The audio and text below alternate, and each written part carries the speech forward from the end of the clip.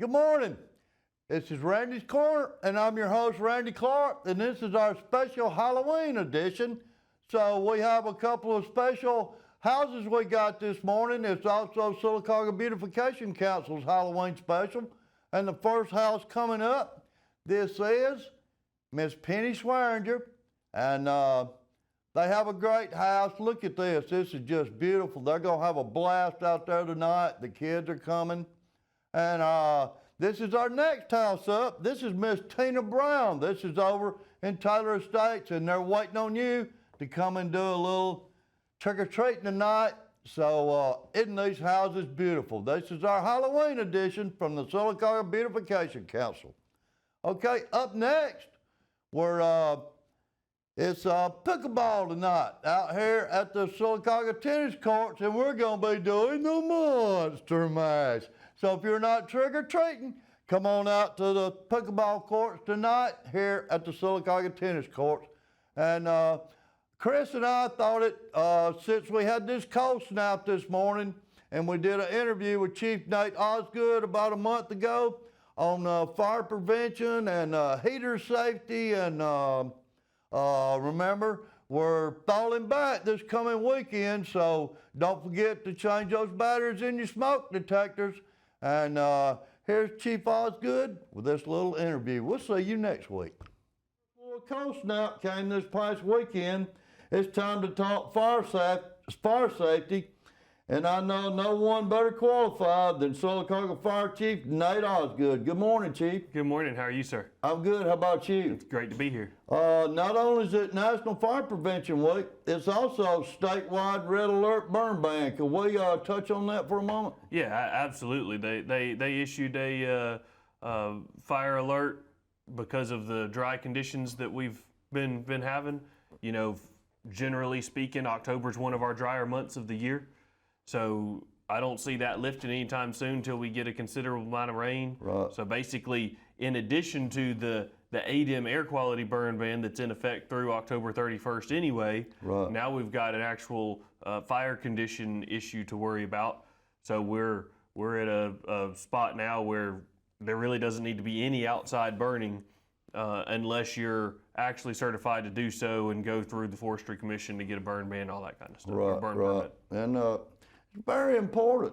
Yes. I mean, we're almost certain to see an uptick in the brush fires and grass fires throughout the whole area as the month moves on. It's just that's par for the course. But everything we can do for everybody to help us to keep that from happening, we're greatly appreciative of it. Right. Okay.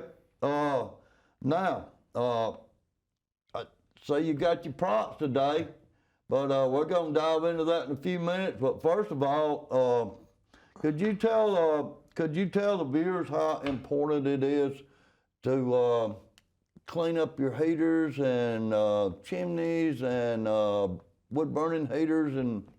Right. Well, I mean, certainly the chimneys. You know, if you've got a wood burning fireplace or a wood burning heater, very important to keep those cleaned up before you use them the first time of the year. We will generally see a few chimney fires each year because of the buildup that happens over the years in your chimneys. Right. Mm-hmm. And space heaters? Yes, space heaters are definitely something that we see that causes an issue year in and year out, especially like you said with the cold snap that we've got. You know, space heaters don't need to be plugged into a outlet strip or power strip. Surge plug protector. them right into the wall. Plug them right into the wall. Okay. Because the surge protectors aren't meant to handle that kind of amperage. Keep them at least 3 feet away from any combustible materials. So piles of clothes on the floor, beds, curtains. Keep them 3 feet away, and then also make sure that you don't leave them on unattended.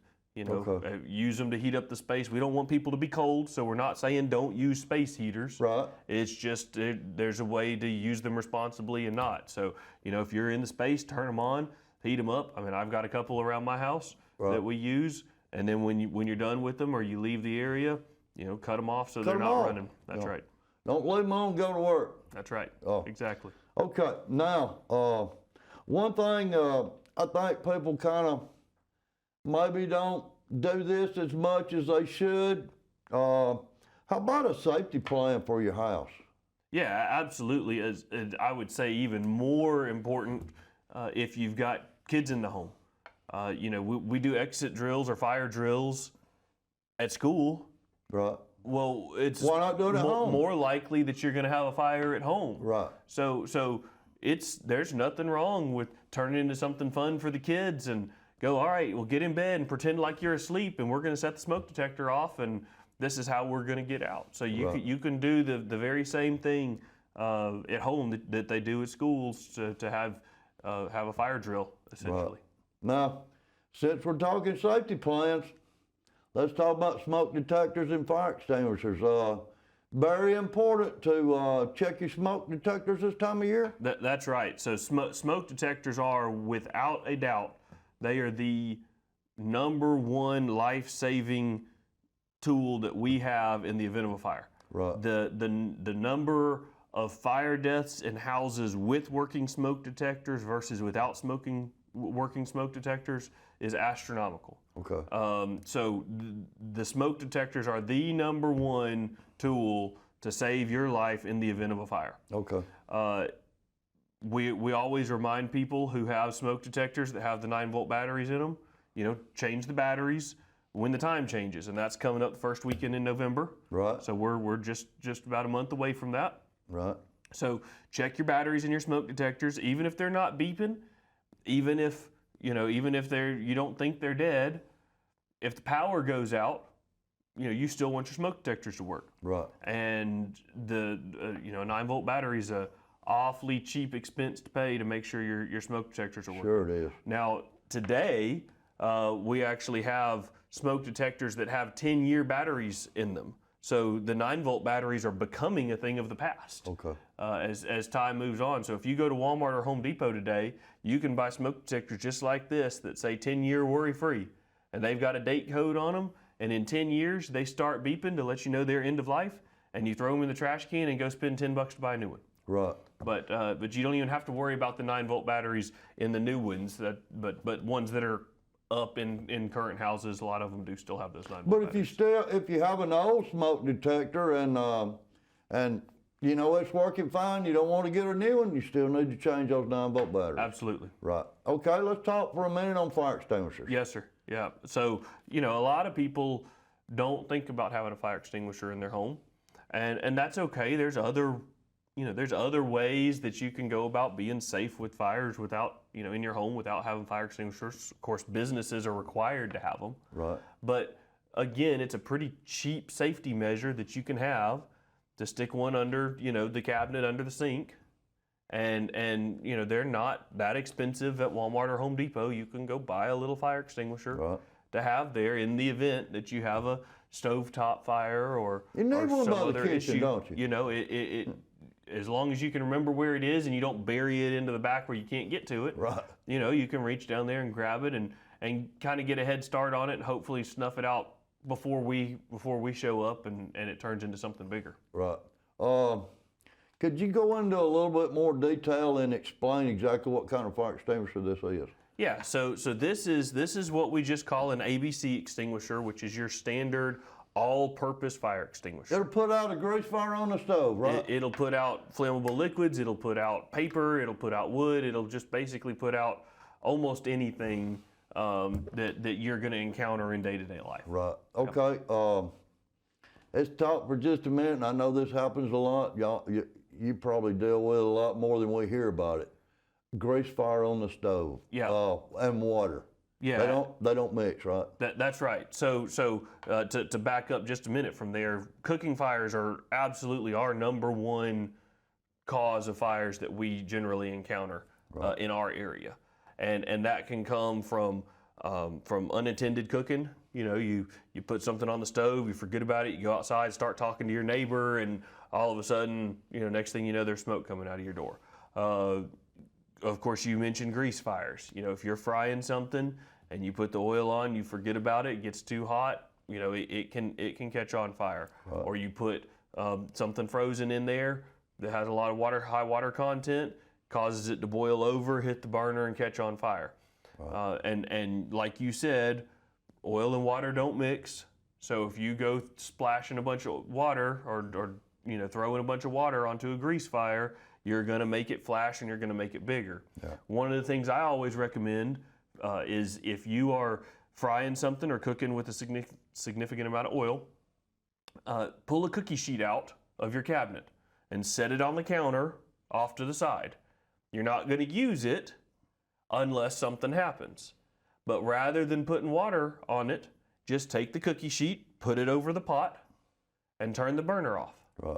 It'll smother out. And it smothers out because it doesn't have oxygen. Right. And leave it there and let it cool down. Like I said, turn the burner off, let it cool all the way down before you take it off, because if you take it off, it could reignite while it's still hot. Right. Let it cool down, crisis averted. So rather than trying to pour water on it, keep that cookie sheet there, put it over the top of the pot, let it smother out. If you fry it, your chicken wings or whatever you're cooking and everything goes great, you put your cookie sheet back in the cabinet, it's not even dirty. Right. But just have it there just in case. Could save your house from burning down. Just Sure. that little tip right there. Yeah, just little things. This is not in my notes, and Thanksgiving's coming up. Could you mention for a minute on turkey fryers? I know they're. That's right.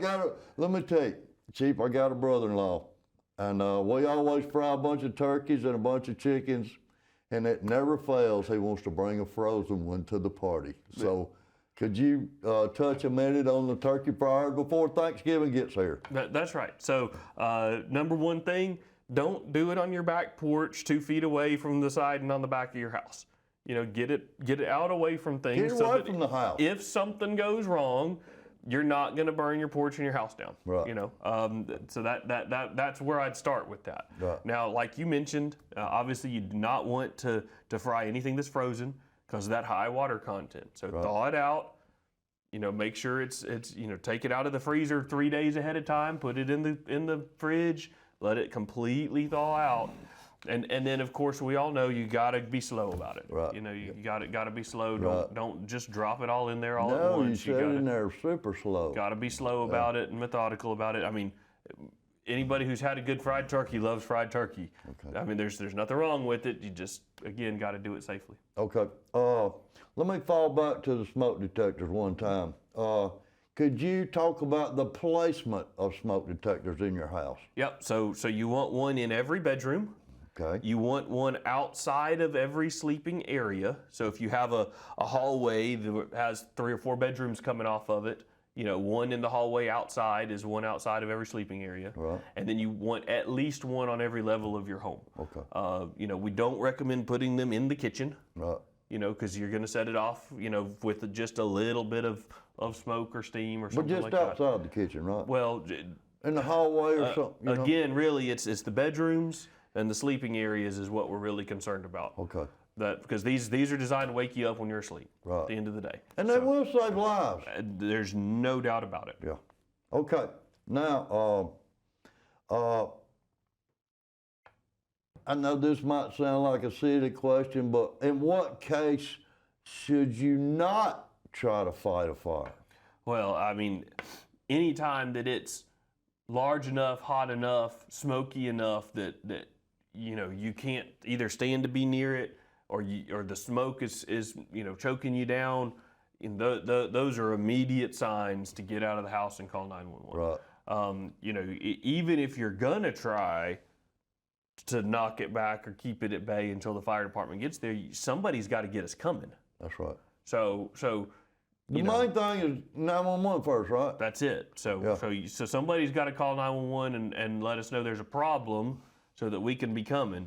But yes, and then to follow that up, if the fire is so large that it's going to block your exit, something like that, you can't stay in there for that. Right. Things can be replaced, people's lives can't. That's right. That's right. And one thing I want to talk about, since I mentioned that, could you explain what the expression drop and crawl means? Yeah, well, so the basics of egressing your home in the event of a fire.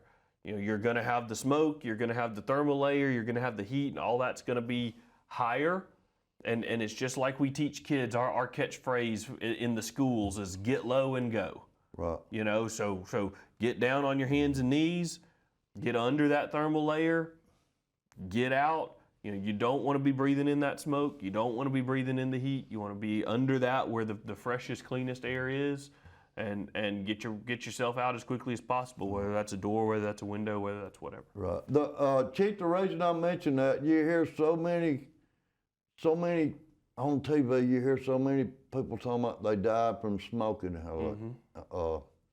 So drop and crawl. That's right. Yep. And the smoke will absolutely get to you before the fire does. Okay. Anything else you want to touch on this morning, Chief? We're about out of time. I think that's the bulk of it. You know, space heaters coming in this time of year. Make sure we're using those responsibly. Make sure you got working smoke detectors in your home. Change the batteries if the batteries need to be changed. And just be safe. And I guess one more thing heading into the holiday season, as people are getting their Christmas trees, their live Christmas trees, make sure to keep your Christmas trees watered. That's a big deal. It's a big deal, isn't it? Those Christmas trees, when they dry out, they do dry out fast too. They do. So, you know, of course, we never want anybody to not have fun or not enjoy the things there are to enjoy in life. We just want you to be safe while you're doing it.